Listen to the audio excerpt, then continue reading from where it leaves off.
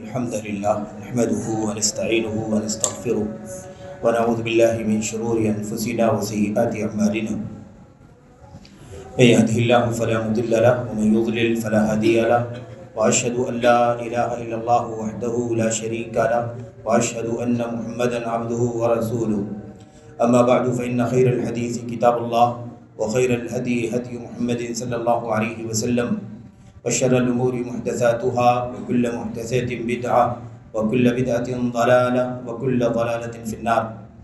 أعوذ بالله من الشيطان الرجيم. بسم الله الرحمن الرحيم. فإن لم يستجيبوا لك فاعلم أنما يتبعون أهواءهم ومن أضل ممن اتبع هواه بغير هدى من الله إن الله لا يهدي القوم الظالمين. وقال النبي صلى الله عليه وسلم فيما رواه معاوية بن أبي سفيان رضي الله تعالى عنه قال صلى الله عليه وسلم سيخرج من أمتي أقوام تتجارى بهم تلك الأهواء كما يتجارى الكلب بصاحبه لا يبقى منه عرق ولا مفصل إلا دخل أو كما قال النبي صلى الله عليه وسلم.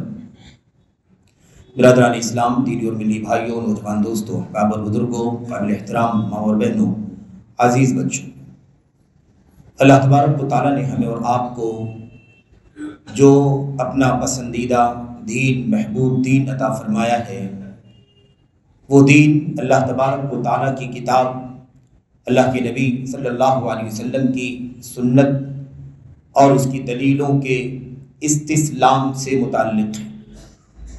دین اسلام اصل میں نام ہے اللہ کے کلام کی آیات، اللہ کے نبی صلی اللہ علیہ وسلم کی احادیث کے سامنے سر تسلیم خم کر دینے کا، کتاب و سنت کے دلائل اور نصوص کے سامنے استسلام یعنی تابع فرمان ہو جانا، منقاد ہو جانا. جو کچھ اللہ کے کلام میں آیا، جو کچھ اللہ کے نبی علیہ الصلوۃ والسلام کے فرمان میں آیا ہے، اس کے سامنے اپنے آپ کو ڈھیر کر دینا.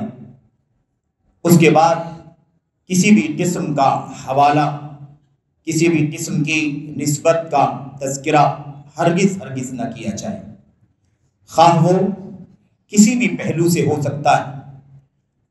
کوئی شخص اللہ تبارک و تعالیٰ کی کلام، اللہ کے نبی علیہ الصلوۃ والسلام کے فرمان کے بالمقابل اگر اپنی بہت زیادہ ذہانت کا حوالہ دے، اپنی عقل کا، اپنی دانشوری کا حوالہ دے، تو اس کی کوئی گنجائش اللہ تبارک و تعالیٰ کے دین میں نہیں.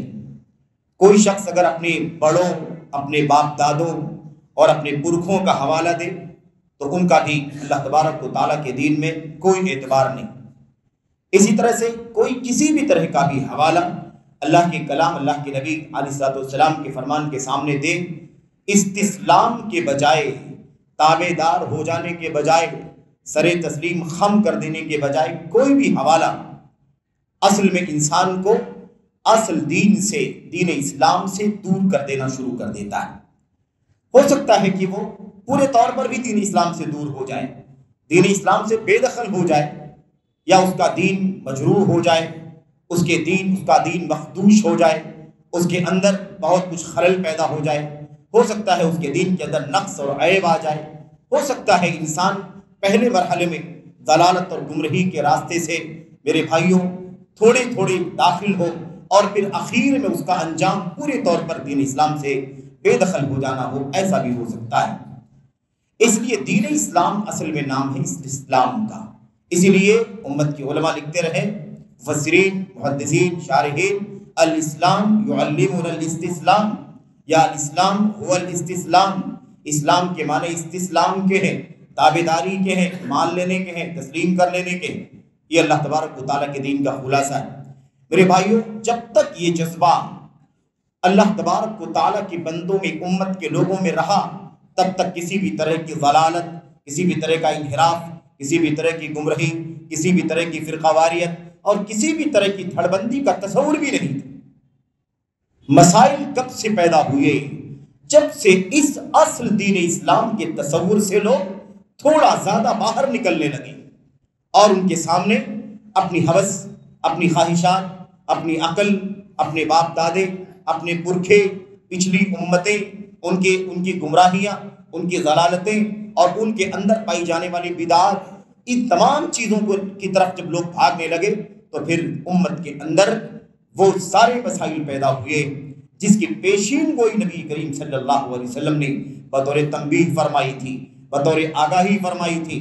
آپ نے صرف خبر نہیں دی تھی بلکہ آپ نے امت کو آگاہ کیا تھا کہ اس اصل راستے سے اگر تم ہٹے تو پھر دلالت ہے، گمراہی ہے، فرقہ واریت ہے، اور پھر آخرت میں انجام اس کا جہنم ہے۔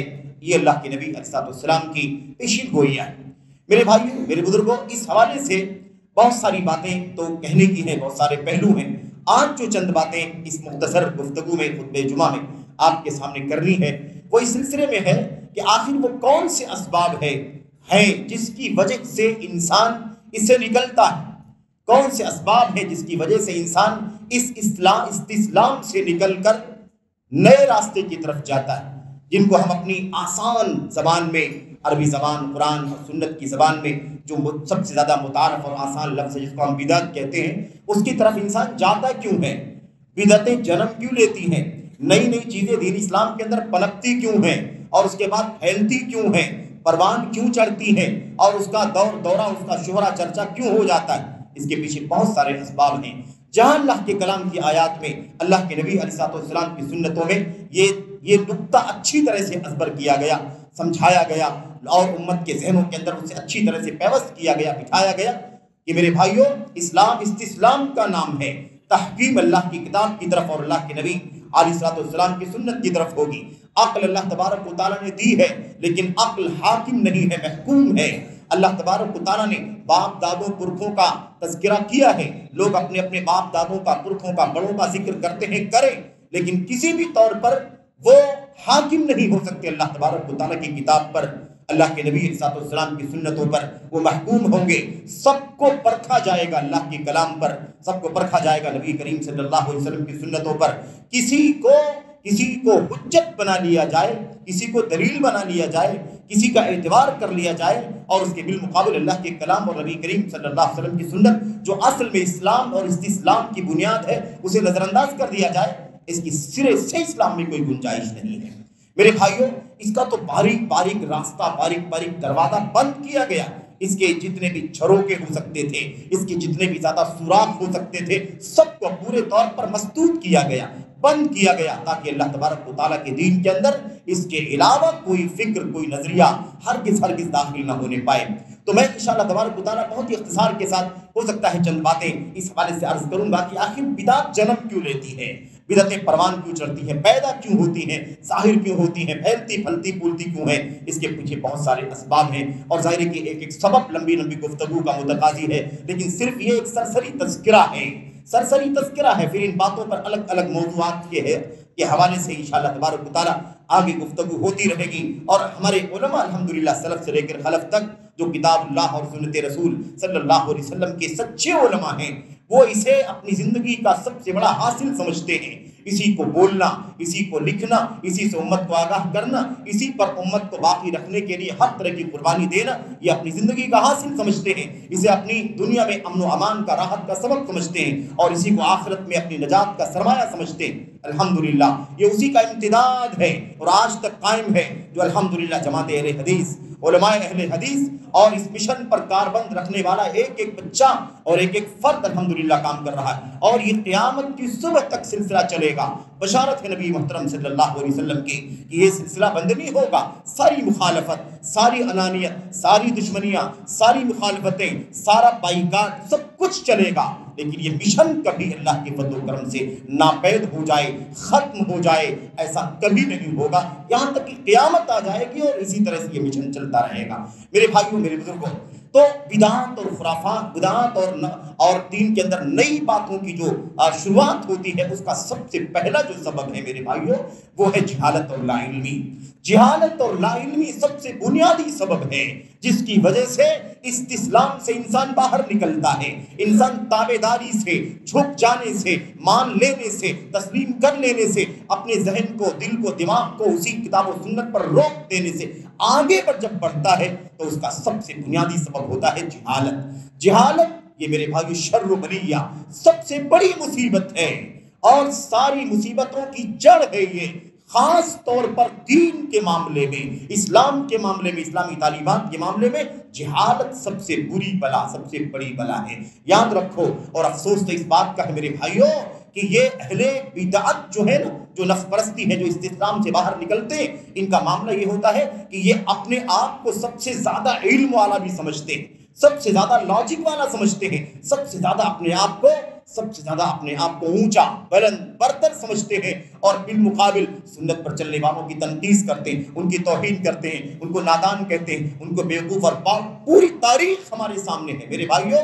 آج تک الحمدللہ اس امت میں سب سے پہلا طبقہ جو حضرات صحابہ کرام کا ہے، جس نے سنت کو اپنی دانتوں سے جکڑ لیا اور اس کو امت کے لیے آئیڈول اور نمونہ بنا دیا گیا، اور اصحاب رسول کے خلاف بھی بدزبانی کرنے والے سب سے زیادہ انہیں تانا دیتے ہیں، انہیں نادان کہتے ہیں، انہیں کوستے ہیں، انہیں مختلف انداز سے میرے بھائیو زد و کوب کرتے ہیں، یہ ان کا طریقہ ہے۔ لیکن یاد رکھو جہالت سب سے بڑی بلا ہے۔ اللہ تبارک و تعالیٰ نے قرآن کریم کے اندر ایک سے زائد جگہوں پر یہ بات بیان فرمائی، اور خود اپنے نبی محمد الرسول اللہ صلی اللہ علیہ وسلم کو اللہ تعالیٰ نے فرمایا وَلَا تَقْفُ مَا لَيْسَ لَكَ بِهِ عِلْمٌ إِنَّ السَّمْعَ وَالْبَصَرَ وَالْفُؤَادَ كُلُّ أُولَئِكَ كَانَ عَنْهُ مسؤولا۔ اے اللہ کے نبی صلی اللہ علیہ وسلم، جس بات کا آپ کو علم نہ ہو اس معاملے میں آپ نہ پڑھیں، اس کی ٹوہ میں نہ جائیں، اس کی گہرائی میں نہ جائیں، اس کی کھود کریت نہ کریں، اس میں نہ پڑھیں۔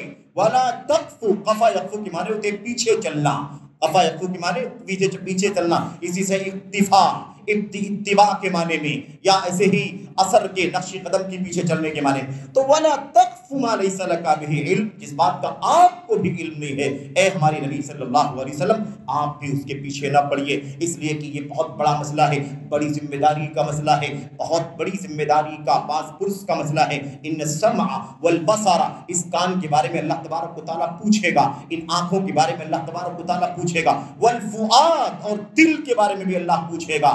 اللہ تعالیٰ کے یہاں باز پرس ہوگی، کلُّ اولئک کان عنہ مسؤولا، ان تمام چیزوں کے بارے میں اللہ تبارک و تعالیٰ پوچھے گا۔ یہ کان علم کا راستہ ہے، ایک منفذ ہے، ایک میرے بھائیوں ایک راستہ ہے جس سے انسان سنتا ہے اور سن کر کے علم حاصل کرتا ہے۔ یہ آنکھ دیکھنے کے لیے ہے، یہ دیدہ علم حاصل کرنے کا ایک سورس ہے، انسان دیکھ کر کے علم حاصل کرتا ہے۔ اور دل تو مخزن ہے، دل تو خزانہ ہے، دل تو سب کچھ ہے میرے بھائیوں، ڈائنمو انجن ہے، جیسے انسان انجن سمجھتا ہے نا، ایسے سمجھ لو اللہ کے نبی صلی اللہ علیہ وسلم نے فرمایا تھا کہ دل کیسا ہے، آپ نے فرمایا تھا یہی بنیاد ہے، یہ اگر سدھرا ہے تو سارا جسم سدھرا ہے، اور اگر اس میں فساد ہے تو پورا جسم فساد کی لپیٹ میں آ جائے گا۔ میرے بھائیوں تو ان تمام چیزوں کے بارے میں سوال ہوگا۔ آپ سوچ سکتے ہیں نبی کریم صلی اللہ علیہ وسلم کو کہا جا رہا ہے آپ بغیر علم کے بات نہ کریں، اور اللہ کے نبی صلی اللہ علیہ وسلم کو اللہ تبارک و تعالیٰ یہ احساس دلا رہا ہے کہ سوال جواب ہوگا، باس پرس کی فکر ہونی چاہیے۔ اگر نبی کریم صلی اللہ علیہ وسلم کو یہ بات کہی جا رہی ہے، بھلا بتاؤ میرے بھائیوں امت کے کسی ادنا کی کیا بات کہی جا سکتی ہے؟ کسی امتی بڑا سے بڑا کیوں نہ ہو، اور ادنا کی بات کیسے کسی کو پیش کیا جا سکتا ہے؟ کیسے کوئی یہ بات سوچ سکتا ہے کہ بلا علم وہ اللہ تبارک و تعالیٰ کے دین میں بات کریں؟ اور اسی لیے میرے بھائیوں ایک نئی سیرت کے اندر 10 واقعات آپ کو ملیں گے۔ نبی کریم صلی اللہ علیہ وسلم سے آ کر کے کسی شخص نے سوال کیا، کسی نے اپنے مسئلے میں، کسی نے میرے بھائیوں شہوت کے مسئلے میں، کسی نے حج کے مسئلے میں، کسی مسئلے میں، شریعت کے بہت سارے مسائل کے بارے میں لوگوں نے سوال کیا۔ اللہ کے نبی علیہ السلام کے پاس پہنچ کر کے پوچھا، آپ نے کوئی جواب نہیں دیا۔ دوسری بار سوال کیا، آپ نے کوئی جواب نہیں دیا۔ تیسری بار، چوتھی بار اللہ کے نبی نے خاموشی اختیار کی۔ اس کے بعد میرے بھائیوں نماز کا وقت ہوا، صلاۃ کی اذان دی گئی، نماز پڑھی گئی، اور اس کے بعد جبریل امین علیہ السلام علم لے کر کے اللہ تبارک و تعالیٰ کے پاس سے آئے۔ اس مسئلے کا جواب کیا ہے، اس مسئلے کا حل کیا ہے، وہ حلال ہے کہ حرام ہے، جائز ہے ناجائز ہے، اس کا حکم کیا ہے شریعت کے اندر؟ اللہ کے نبی محمد الرسول اللہ صلی اللہ علیہ وسلم نے اس جواب کے آ جانے کے بعد، اللہ تبارک و تعالیٰ کے پاس سے علم آ جانے کے بعد آپ نے پوچھا این السائل، سوال کرنے والا کہاں گیا؟ بلاؤ اسے، اب جواب دوں گا میں، کیونکہ اللہ تبارک و تعالیٰ کی طرف سے وحی کی روشنی میں جواب آ چکا ہے۔ پتہ یہ چلا کہ نبی کریم صلی اللہ علیہ وسلم کا طریقہ یہ تھا کہ بلا علم آپ زبان نہیں کھولتے تھے۔ میرے بھائیوں اللہ کے نبی علیہ السلام تو شارع ہیں، اللہ تبارک و تعالیٰ نے آپ کو شریعت ساز بنایا ہے۔ آپ نے فرمایا میں بھی حلال کرتا ہوں، میں بھی حرام کرتا ہوں، میں بھی واجب کرتا ہوں، میں بھی منع کرتا ہوں۔ اللہ کے نبی علیہ السلام نے فرمایا میں بھی یہ سارے کام کرتا ہوں، لیکن اس کے باوجود اللہ کے نبی علیہ السلام اپنی زبان اس وقت تک نہیں کھولتے تھے جب تک آپ کے پاس وحی کا علم آ نہیں جاتا تھا۔ یہ طریقہ تھا۔ تو اصل میں علم بہت بڑی بنیاد ہے، بہت بڑی بنیاد ہے۔ جو لوگ بھی جہالت اور لا علمی کی بنیاد پر گفتگو کرتے ہیں، نہ قرآن کا علم، نہ سنت کا علم، نہ قرآن کی کوئی دلیل، نہ سنت کی کوئی دلیل، تو ایسی صورت میں بدعت جنم لیتی۔ اس کے بغیر جو مسئلہ آئے گا، حلال کا آئے، حرام کا آئے، جائز کا آئے، ناجائز کا آئے، اچھا کے نام پر آئے، برے کے نام پر آئے، وہ دین نہیں ہو سکتا، کیونکہ استسلام سے باہر ہے، استسلام سے باہر ہے۔ وہ تو میرے بھائیوں اسے اچھا سمجھ لیا گیا، بغیر علم کے اسے اچھا بنا لیا گیا، بغیر علم کے اسے خوبصورت سمجھ لیا گیا، اسے ثواب کا کام، نیکی کا کام سمجھ لیا گیا۔ اس نظریے کی بنیاد پر بدعت جنم لیتی ہے۔ اللہ تبارک و تعالیٰ نے ایک لمبی آیت کریمہ کے اندر، ایک لمبی آیت کریمہ، قل انما حرم ربی الفواحش ما ظہر منها وما بطن، اخیر میں اللہ تبارک و تعالیٰ نے فرمایا وان تقولوا علی اللہ ما لا تعلمون۔ یاد رکھو اللہ تبارک و تعالیٰ کے بارے میں، اس کے دین کے بارے میں اگر تم نے بلا علم کوئی بات کی تو اس کا مطلب یہ ہے کہ تم سنگین جرم کرنے والے رہو گے۔ اتنا خطرناک مسئلہ ہے کہ اگر کوئی شخص دین کے نام پر کوئی چیز بیان کرتا ہے اور وہ ہے نہیں علم، اس کا قرآن میں نہیں، اس کا سنت میں نہیں، اور ایسی صورت میں اسے وہ دین ثابت کرنا چاہتا ہے، تو گویا کہ اپنے آپ کو شارع کے درجے میں سمجھتا، شریعت ساز کے درجے میں سمجھتا۔ میرے بھائیوں، مہینے سال کے اکثر و بیشتر بدعات میں گھرے ہوئے ہیں، اکثر و بیشتر مہینے بدعات کے اندر گھرے ہوئے ہیں۔ جو مہینے باقی ہیں وہ بھی دھیرے دھیرے بدعات کی لپیٹ میں آ رہے ہیں۔ اس کے پیچھے بہت سارے اسباب میں سے ایک بہت بڑا بنیادی سبب کیا ہے؟ یہ جہالت ہے، لا علمی ہے۔ میرے بھائیوں، نبی کریم صلی اللہ علیہ وسلم جو دین ہمیں اللہ تبارک و تعالیٰ کے پاس سے لائے، اور آپ نے ہمیں جو دین عطا فرمایا وہ دین علم کا دین ہے، وہ دین برہان کا دین ہے، وہ دین دلیل کا دین ہے، وہ دین سلطان کا دین ہے۔ اللہ کے کلام کے اندر دلیل کہا گیا، برہان کہا گیا، اور سلطان کہا گیا، بینہ کہا گیا، بیان کہا گیا، تفصیل کہا گیا۔ یہ دلیل ہے اس بات کی کہ اللہ تعالیٰ کے دین میں کسی کو بغیر علم و برہان کے دلیل کے بات کہنے کا حق نہیں ہے، اور اس بنیاد پر جب بھی کوئی گمراہی آتی ہے تو اسی لیے آتی ہے کہ کوئی برہان نہیں، کوئی دلیل نہیں، کوئی حوالہ نہیں ہے۔ اور اسی لیے اللہ تبارک و تعالیٰ نے بار بار کیا کہا؟ قُلْ هَاتُوا بُرْهَانَكُمْ، ان سے کہو ایسی ایسی بات کرتے ہیں کہاں سے لائے؟ اگر اس کی کوئی دلیل ہے تو لاؤ، پیش کرو۔ قُلْ هَاتُوا بُرْهَانَكُمْ إِن كُنتُمْ صَادِقِينَ، اگر سچے ہو تو دلیل پیش کرو۔ دلیل اللہ کا کلام، دلیل نبی کریم صلی اللہ علیہ وسلم کی سنت، دلیل اللہ کے کلام اور نبی کی سنت کو سمجھنے والے، اللہ کے نبی کے اصحاب کے فرمودات اور ان کے اقوال، جو کچھ انہوں نے قرآن کریم سے، سنت سے سمجھا ہے، اس کا خلاصہ اور نچوڑ۔ میرے بھائیوں، تو ایک بنیادی سبب کیا ہے؟ لا علمی اور جہالت۔ دوسرا سبب جس کی وجہ سے اس دنیا کے اندر بدعات کا وجود ہوا اور ہو رہا ہے، اور بدعتیں پنپ رہی ہیں، اور استسلام سے، تابعداری سے لوگ باہر نکل رہے ہیں، وہ دوسری چیز کیا ہے میرے بھائیوں؟ ہوائے نفس، خواہشات نفسانی کی غلامی۔ انسان کو جو اچھا لگے وہ کرے، انسان کے من میں جو جچے وہ کرے، انسان کے دل میں لگے کہ یہ کام تو اچھا لگ رہا ہے، ثواب کا کام ہے، اسے کرنے لگے۔ انسان کو لگے کہ نہیں یہ کام تو اچھا نہیں ہے، میرے دل میں، میرے من میں، میرے جی میں یہ کام اچھا نہیں لگتا، اس لیے اس کام کو چھوڑ دے، دوسرا کام کرنا شروع کر دے۔ یہ دوسرا بنیادی سبب ہے جس کی وجہ سے بدعت جنم لیتی ہے۔ ایسی چیز وجود میں آتی ہے جو اللہ کے دین کے اندر شجرے ممنوعہ ہے، اس کی کوئی گنجائش نہیں، اسے اچھا سمجھا جاتا ہے، اچھی ہوتی نہیں ہے، اسے نیکی سمجھا جاتا ہے، وہ نیکی کا کام نہیں ہوتا، اسے گناہ کا کام سمجھا جاتا ہے، لیکن چونکہ اس پر دلیل و برہان نہیں ہے اس لیے وہ کام گناہ کا نہیں ہوتا۔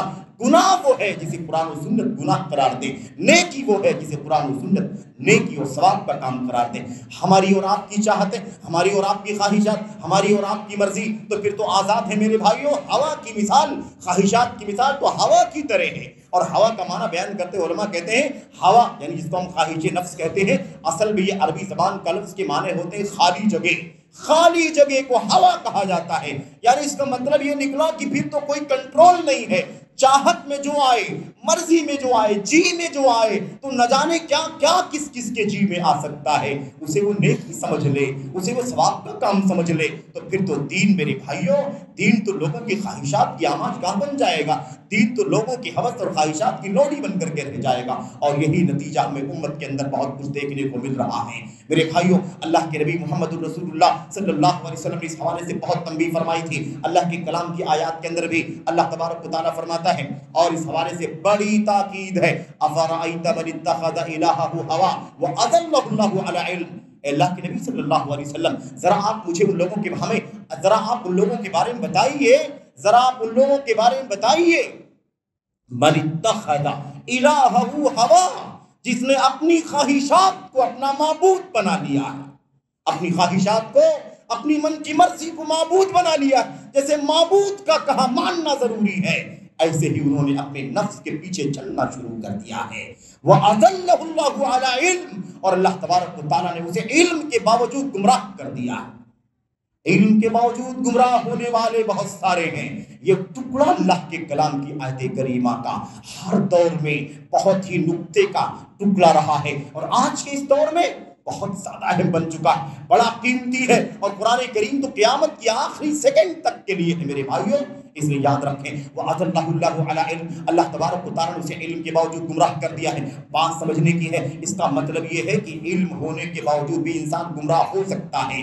علم ہے، علم ہے، اس کے پاس لاجک ہے، اس کے پاس دانشوری ہے، اس کے پاس ثقافت ہے، اس کے پاس بہت کثیر معلومات ہے، دنیا کے سارے ایشوز میں گفتگو کرتا ہے، دین کے سارے پہلو میں گفتگو کرتا ہے، عقیدہ ہو، ایمان ہو، عبادات ہو، اخلاق ہو، کردار ہو، سیاست ہو، حلال و حرام ہو، حلال اور ایسے ہی اٹھنا بیٹھنا چلنا پھرنا، معاملات ہو، رہن سہن ہو، ہر مسئلے میں گفتگو کرتا ہے، بین الادیان گفتگو کرتا ہے میرے بھائیوں، مقارنے کی باتیں کرتا ہے، اسماء و صفات کی بات کرتا ہے، ہر مسئلے پر گفتگو۔ نالج تو اس کو بہت ہے، لیکن اس نالج کی بنیاد کیا ہے؟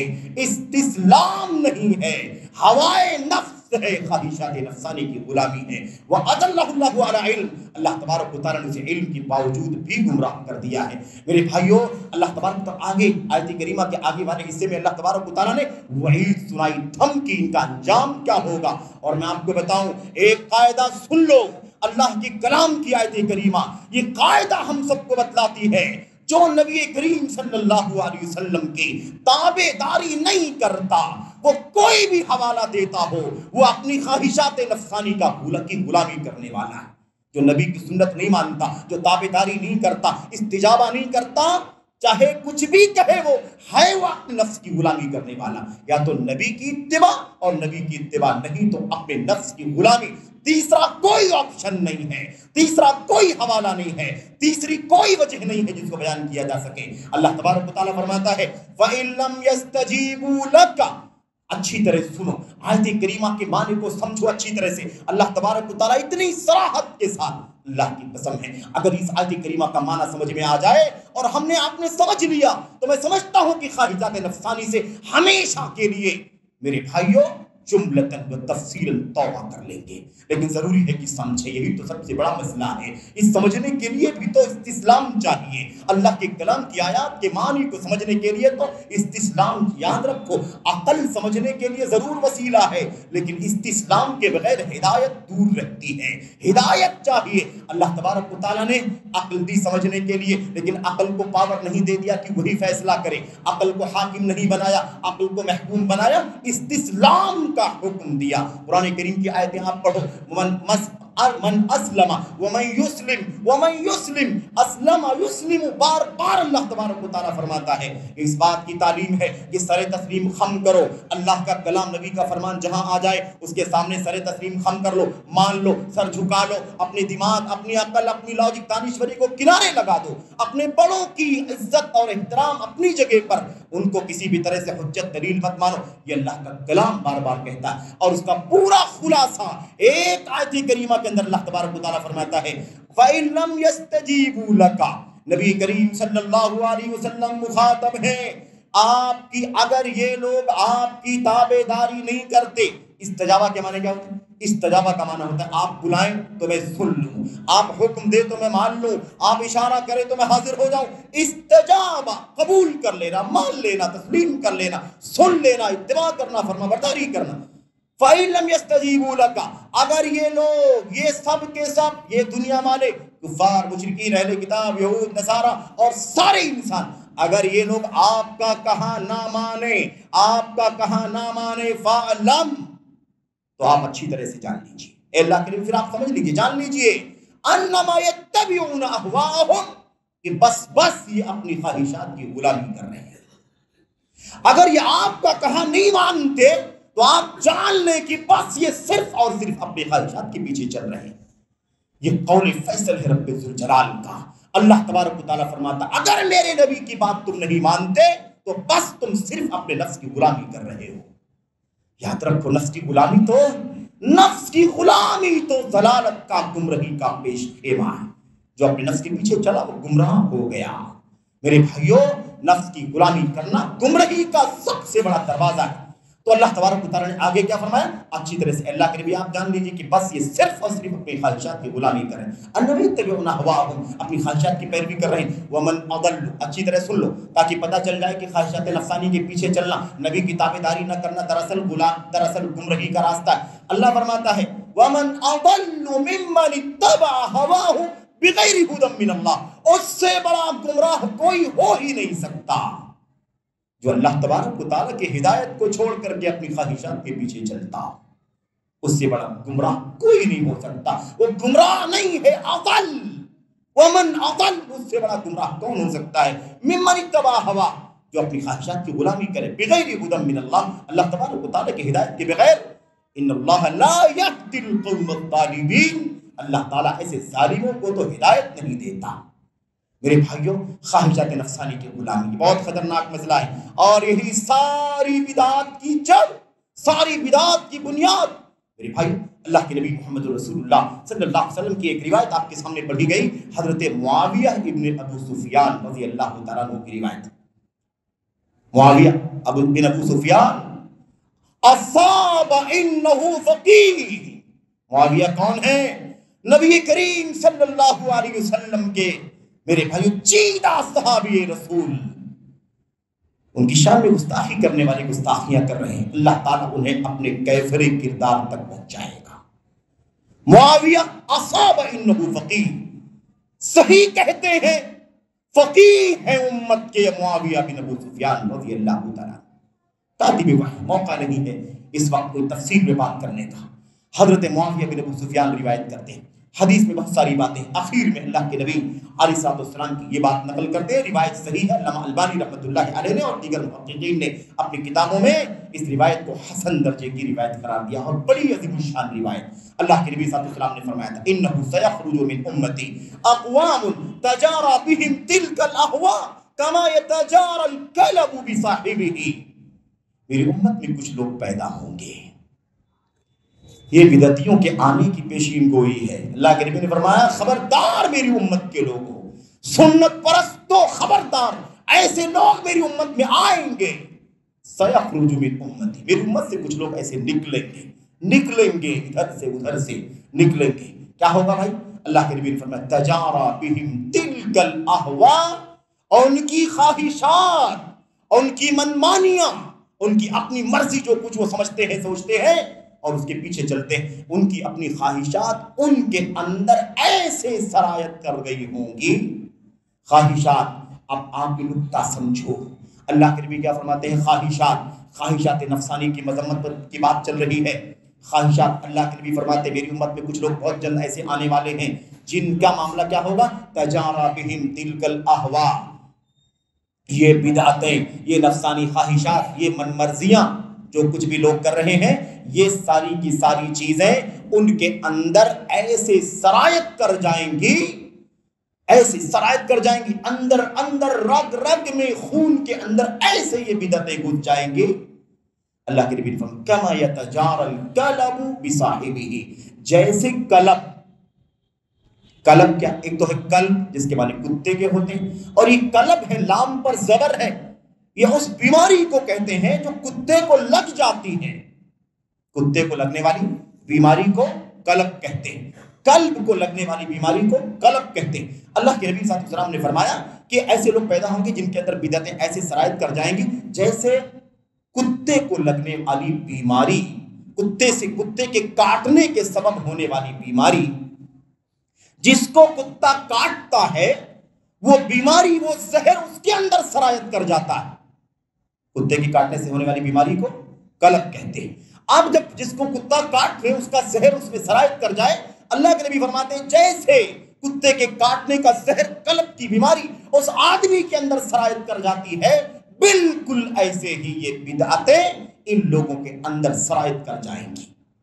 اللہ کے نبی نے مثال دے کر کے فرمایا اور وضاحت کر کے فرمایا، آپ نے فرمایا آپ لا یبقى منه عرق ولا مفصل الا دخل، اس کے جسم کا ایک بھی نس، اس کے جسم کی ایک بھی نس، رگ یا کوئی جوڑ، ادھر ادھر کا کوئی جوڑ باقی نہیں بچتا جہاں کتے کے کاٹنے کا زہر سرایت نہ کر جائے۔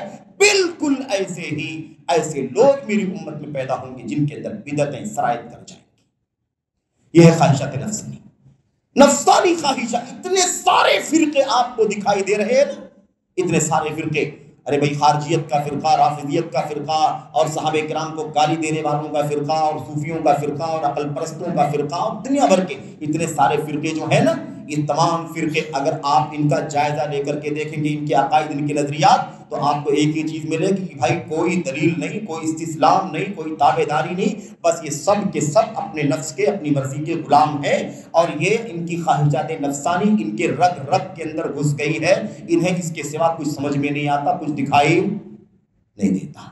یہ ہے میرے بھائی، تو بدعات کے پنپنے پھیلنے کا دوسرا سبب یہ ہے، اور جتنے فرقے وجود میں آئے، انحراف، باطل فرقے، گمراہ فرقے، سب کے پیچھے یہی بنیادی سبب ہے میرے بھائیوں کہ سب لوگوں نے اپنی مرضی کے مطابق جو ان کو اچھا لگا وہ کرنا شروع کر دیا، اور لوگوں نے اسے دین بنا دیا۔ تیسری چیز کیا ہے؟ باپ دادوں، پرکھوں کے طور طریقے کی پیروی کرنا۔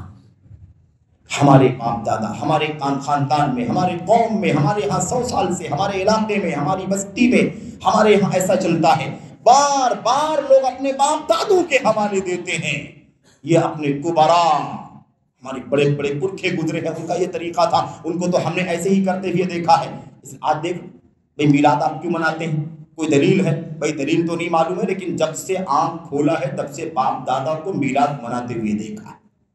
یہ تو کہتے ہیں کہ نہیں 11ویں شریف کیوں مناتے ہو اور کیوں لگاتے ہو؟ بھائی ایسے مثال کے طور پر کوئی رجب کے کوڑے کیوں مناتے ہو؟ ہمارے بھائیوں سے پوچھا جاتا ہے، بہت سارے بھائیوں سے، یا 15ویں شعبان کی شب میں جشن کیوں مناتے ہو؟ فلاں کام کیوں کرتے ہو؟ شب معراج میں کیوں آپ جشن مناتے ہو؟ وغیرہ ساری بدعات، یہ بطور مثال عام بدعتیں جو پھیلی ہوئی ہیں، اگر اسے پوچھا جائے یہ سب ساری چیزیں آپ کرتے ہیں، میرے بھائی آپ کو پتہ ہے اس کی کوئی دلیل ہے قرآن کے اندر؟ قرآن میں ایسا کچھ ہے، سنت میں ایسا کچھ ہے جس کے پیچھے آپ چل رہے ہو، جو آپ کے سامنے بطور دلیل حوالہ ہو؟ کہتے بھائی ہمیں یہ سب تو نہیں معلوم، تو زیادہ پڑھے لکھے نہیں ہیں، ہم اتنا جانتے ہیں کہ جب سے آنکھ کھولی ہے تب سے یہ کرتا ہوا دیکھتے ہیں۔ ہم تو 100 سال سے جانتے ہیں، ہمارے دادا بیان کرتے تھے اپنے دادا کے بارے میں کہ ایسا ایسا وہ کر۔ لوگ اپنے باپ دادوں کے حوالے دیتے ہیں، لوگ اپنے پرکھوں کے حوالے دیتے ہیں۔ یاد رکھو، کوئی بڑا، کوئی دادا، کوئی بابا، کوئی پرکھا، اور کوئی پرانا، کوئی قدیم جدید، کوئی بھی حوالہ، یاد رکھو یہ کوئی بنیاد نہیں ہے اللہ تبارک و تعالیٰ کے دین کی۔ اللہ تبارک و تعالیٰ نے یہ مسئلہ سمجھا دیا کہ تم صرف باپ دادوں کا حوالہ کیوں دیتے ہو، اپنے بڑوں کا حوالہ کیوں دیتے ہو، اپنے آبا و اجداد کا 2-3 صدیوں کا، نسلوں کا حوالہ کیوں دیتے ہو؟ اگر وہ گمراہ رہے ہوں گے، اگر وہ بلا دلیل کوئی کام کر رہے ہوں گے، اگر وہ کفر و شرک میں ڈوبے ہوئے ہوں گے، اگر وہ عقل کے بغیر کوئی کام کرتے رہے ہوں گے، تو کیا تم اس کے باوجود بھی ان کے پیچھے چلو گے؟ اللہ تبارک و تعالیٰ نے اس کو بیان فرمایا، وَإِذَا قِيلَ لَهُمْ، جب ان سے کہا جاتا ہے کیا؟ تَعَالَوْا إِلَى مَا أَنزَلَ اللَّهُ وَإِلَى الرَّسُولِ قَالُوا حَسْبُنَا مَا وَجَدْنَا عَلَيْهِ آبَاءَنَا۔ اللہ تبارک و تعالیٰ فرماتا ہے جب ان سے کہا جاتا ہے آؤ إِلَى مَا أَنزَلَ اللَّهُ وَإِلَى الرَّسُولِ، آؤ جو کچھ اللہ نے اتارا ہے اس کی طرف آ جاؤ، اور رسول کی طرف آ جاؤ۔ اللہ نے جو کچھ اتارا ہے قرآن، سنت اور نبی علیہ السلام کی طرف آ جاؤ۔ ان کو جب بلایا جاتا ہے تو کیا کہتے ہیں؟ حسبنا ما وجدنا علیہ آباءنا، ہمارے لیے تو بس وہی کافی ہے، جس پر وہی طریقہ کافی ہے، وہی دین کافی ہے جس پر ہم نے اپنے باپ دادوں کو پایا ہے۔ بس بھئی ہم اس کی سوا کچھ نہیں کریں گے۔ اس لیے بہت سارے لوگ تو اتنی جرات کرتے ہیں کہ اگر ان سے کوئی یہ کہے کہ بھائی یہ تو جہنم کا راستہ ہے، یہ تو گمراہی ہے، اللہ تعالیٰ نے اس پر وعید سنائی ہے، تو کہتے ہیں کہ ہم کچھ نہیں جانتے، ہمیں اتنا پتا ہے کہ ہمارے باپ دادا یہ کام کیا کرتے تھے، اگر یہ سارے کام کر کے ہمارے باپ دادا جہنم میں جائیں گے تو ہم بھی جہنم میں چلے جائیں گے، لیکن باپ دادا کا طریقہ نہیں چھوڑیں گے۔ ہماری روایت ہے، ہماری ریت ہے، ہماری عادت ہے، ہمارا طور طریقہ ہے، ہمارا معمول ہے، 100 سال سے 200 سال سے برسوں سے اس طرح کے حوالے دیتے ہیں۔ اس طرح بہت سارے لوگ کیا کہتے ہیں، آج اس طرح کی بات نہ بھی کریں تو کہتے ہیں بھائی برسوں سے یہ کام کرتے ہوئے آ رہے ہیں، اگر آج آپ یہ کہتے ہیں کہ غلط ہے تو اس کا مطلب یہ ہے کہ پھر ہمارے باپ دادا بھی غلط کرتے تھے، تو اس میں کون سی عیب کی بات ہے؟ باپ دادا غلط کیا نہیں ہو سکتے؟ باپ دادا بھی غلط ہو سکتے ہیں۔ اللہ کا کلام، نبی کا فرمان حجت ہے، ہر ماضی حال پر سب کے اوپر حجت ہے۔ میں ہوں، آپ ہوں، ہمارے باپ دادا ہوں، ہمارے آبا و اجداد ہوں، ہماری اور بھی پرانی نسلیں ہوں تو کیا ہوا؟ میرے بھائیو، اللہ تبارک و تعالیٰ نے فرمایا اَوَلَوْ كَانَ آبَاؤُهُمْ لَا يَعْلَمُونَ شَيْئًا وَلَا يَهْتَدُونَ۔ کیسی بات کرتے ہیں، یہ باپ دادا کے طریقے پر چلنے کی بات کرتے ہیں۔ کیا اگر ان کے باپ دادا جاہل رہے ہوں، ان کے باپ دادا گمراہ رہے ہوں، تب بھی اپنے باپ دادا کے پیچھے ہی چلیں گے؟ عقل کی بات کرو، سوجھ بوجھ کی بات کرو۔ اگر تمہارے باپ دادا نہ علم رہے ہوں اور ہدایت بھی ان کے پاس نہ رہی ہو، تب بھی اپنے باپ دادا کے طریقے پر چلو گے؟ چھوڑ دو۔ میرے بھائیوں، اللہ تبارک و تعالیٰ کا کلام، اللہ کے نبی علیہ السلام کا فرمان اس بارے میں ایک دم صریح ہے۔ یاد رکھیں، ہون متبع، جو چیزیں گمراہ کرنے والی ہیں، اور ان گمراہ کرنے والی چیزوں میں سے ایک چیز کیا ہے؟ ہون متبع، وہ خواہش نفس جس کے پیچھے انسان چلتا۔ ہوائے نفس آئے، خواہشات آئے، دل میں آئے، مرضی میں آئے تو اسے کنفرم کر لو۔ اللہ کا کلام، اللہ کے نبی صلی اللہ علیہ وسلم کا فرمان یاد رکھیں، اسی بنیاد پر انسان کو ہدایت کی راہ مل سکتی ہے، ہدایت پر انسان قائم رہ سکتا ہے۔ اس کے علاوہ میرے بھائیوں اور بھی کئی ایک باتیں ہیں، مثال کے طور پر غلو کرنا دین کے اندر، یہ بھی بدعت کا راستہ ہے۔ ایسے ہی خواہشات، شبہات اور گمراہیوں کے پیچھے پڑنا، ایسے ہی جو شبہات والے ہیں، شبہات پیدا کرنے والے، الگ الگ نقطے نکال کر آپ کو ہم کو ڈاؤٹ میں، شبہے میں ڈالنے والے لوگ ہیں، ان سے خبردار رہنا ضروری ہے۔ یہ بھی بدعت کا بہت بڑا راستہ ہے۔ اور آج کل تو آپ دیکھے ہوں گے، آپ نے دیکھا ہوگا، لوگ شبہات میں ڈالنے کے لیے، کنفیوز کرنے کے لیے بہت بڑے جتن کرتے ہیں۔ بڑے بڑے منچوں کا سہارا کوئی لیتا ہے، بڑے بڑے کتابوں کے گٹھر کا سہارا لیتا ہے، کوئی میڈیا کا سہارا لیتا ہے، مختلف انداز سے لوگ اپنی بدعتوں کو پھیلانے کے لیے جتن کرتے ہیں۔ یاد رکھو، یہ شبہات والے ہیں، شبہات، اور شبہات کا مسئلہ خطرناک اس لیے ہے میرے بھائیو، یاد رکھو، شبہات کا معاملہ سب سے زیادہ خطرناک اس لیے ہے کہ انسان علم والا ہوتا ہے، جانتا بھی ہے، لیکن کبھی ایسی بات آ جاتی ہے اس کی سمجھ، اس کے سامنے، جس کی وجہ سے وہ انسان اپنے بارے میں فیصلہ نہیں کر پاتا کہ یہ بات جو ہے وہ حق ہے کہ نہ حق ہے، حق اور باطل میں کنفیوژن کا شکار ہو جاتا ہے۔ اسی لیے اس سے ایک دم خبردار، آپ کو، ہم کو کوئی بات بلا دلیل سننا ہی نہیں ہے، ہمیں اور آپ کو قرآن و سنت کی باتیں صحابہ کرام کے فہم کے سوا کسی کی سننی ہی نہیں ہے۔ یہ طریقہ ہونا چاہیے، اور یہ ہمیشہ سے اہل باطل کا طریقہ رہا ہے، شبہات پیدا کرنا۔ آپ کے سامنے یہ بات بار بار آ چکی ہے۔ اللہ کے نبی محمد رسول اللہ صلی اللہ علیہ وسلم نے دجال کے بارے میں فرمایا تھا، دجال کے بارے میں فرمایا تھا، اچھے دجال کے فتنے کے وقت ایسے لوگ بھی ان کے سامنے آئیں گے جو یہ سمجھیں گے کہ ہمارے پاس علم ہے، ہمارے پاس سمجھداری ہے، میں تو نہیں گمراہ ہوں گا، میں تو نہیں بھٹکوں گا، میرے پاس تو بہت کچھ سمجھ کی بوجھ کی بات ہے۔ اللہ کے نبی صلی اللہ علیہ وسلم نے فرمایا، آدمی بہت کانفیڈنس میں اس کے پاس چلا جائے گا، لیکن وہ بہک جائے گا، گمراہ ہو جائے گا، لما یبعث بہ من الشبہات، اس لیے کہ دجال بہت بڑے بڑے شبہات اور کنفیوژن میں ڈالنے والی چیزیں پیش کرے گا۔ اب اگر ہمارا ایمان و عقیدہ علم کی روشنی میں یہ ہو کہ دجال دنیا کا سب سے بڑا فتنہ ہے، اور اس کی جنت جہنم ہے، اس کی جہنم جنت ہے، وہ جتنی چیزیں ہمیں کر کے دکھائے گا، زمین سے کہے گا آپ پودے اگاؤ تو زمین سے پودا اگے گا، آسمان کو حکم دے گا، آسمان سے بارش اترے گی، یہ ساری چیزیں ہم کو معلوم ہے۔ ہمیں چاہیے کہ اسی پر استسلام کریں، اسی کی تابع داری کریں، اسی پر جھک جائیں۔ اگر اس کے سامنے گئے اور اس کی شبہات پر کان دھرا، اور اس کی باتوں کو غور سے سنا اور آنکھوں سے دیکھا، تو پھر بہک جانے کا ڈر ہے۔ اگر وہ جنت کو جہنم اور جہنم کو جنت، میرے بھائیوں، اگر وہ سب کچھ کرے، مردے کو زندہ کرنے کے لیے کر کے دکھا دے، تو ہم بہک جائیں گے، لیکن اگر ہم اپنی سنت پر، اللہ کے کلام پر، نبی کی سنت پر استسلام کے ساتھ، تابعداری کے ساتھ، تمسک کے ساتھ قائم رہیں کہ نہیں نہیں ہمیں اس کے پاس جانا ہی نہیں، جو بھی کر کے دکھائے، ہمیں اتنا پتا ہے کہ اللہ کے نبی نے فرمایا تھا کہ یہ گمراہ ہے، گمراہ گر ہے، اور قیامت سے پہلے کا سب سے بڑا فتنہ ہے۔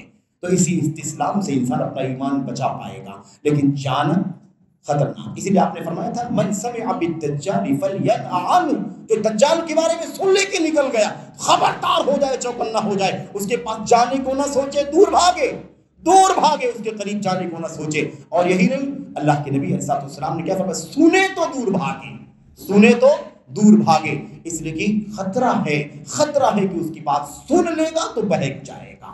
اس لیے زیادہ ٹرائی نہیں کرنا چاہیے۔ ہمارے آج کل کے نوجوان بہت زیادہ اوور کانفیڈنس جن کو کہا جاتا ہے نا، کچھ زیادہ ہی اپنے اوپر ان کو اعتماد ہے، اور سوچتے ہیں ٹھیک ہے فلاں کو سن کے دیکھتے ہیں، فلاں کو سن کر کے دیکھتے ہیں، اور اس کے بعد کیا کہتے ہیں قرآن و سنت کی بات کرتا ہے، دلیلوں کی باتیں کرتا ہے، حوالے دیتا ہے، آیتیں پڑھتا ہے، حدیثیں پڑھ کر کے سناتا ہے، جیسے آپ حضرات قرآن و سنت کی دلیل دیتے ہیں، وہ بھی قرآن و سنت کی دلیل دیتا ہے۔ اسی کا نام ہے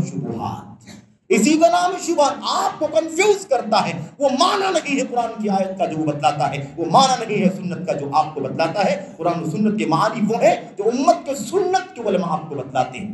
یہ ہوائے نفس اور خواہشات نفسانی کی غلامی خود کرتے ہیں اور امت کو گمراہ کرنے کے لیے سارے جتن کرتے ہیں۔ اللہ سے دعا کرتے ہیں کہ اللہ تبارک و تعالی ہمیں بدعات، خواہشات نفسانی سے، جہالت سے بچنے کی توفیق عطا فرمائے۔ ہمیں اللہ تبارک و تعالی، ہمیں اللہ عز و جل اپنی رحمت سے، اپنے فضل و کرم سے ہمیں اور آپ کو اسلام کی، یعنی استسلام کی، تابعداری کی، انقیاد کی، اور اپنی راہ پر مضبوطی سے تمسک اور اعتصام کی توفیق عطا فرمائے۔ ادھر ادھر بہکنے سے، بھٹکنے سے، دائیں بائیں کے راستے کو پکڑنے سے اللہ عز و جل ہم سب کو بچنے کی توفیق عطا فرمائے۔ اللہ عز و جل ہمیں جب تک زندہ رکھے، ایمان پر، توحید خالص پر زندہ رکھے، اپنے نبی صلی اللہ علیہ وسلم کی سنت پر اور حضرات صحابہ کرام کی سیرت پر جن کی جنت کی بشارت دی گئی، اللہ تعالیٰ ان کی راہ پر چلنے کی توفیق عطا فرمائے۔ اور جب ہماری موت و خاتمہ ہو تو اسی پر ہو، اللہ تبارک و تعالیٰ اسی پر ہمارا حشر کرے، اور اللہ عز و جل ہمیں اپنے فضل و کرم سے جنت کا مستحق بنائے۔ آمین رب العالمین، صلی اللہ علیہ وسلم وبارک علی نبینا محمد وعلی آلہ وصحبہ اجمعین۔ السلام علیکم۔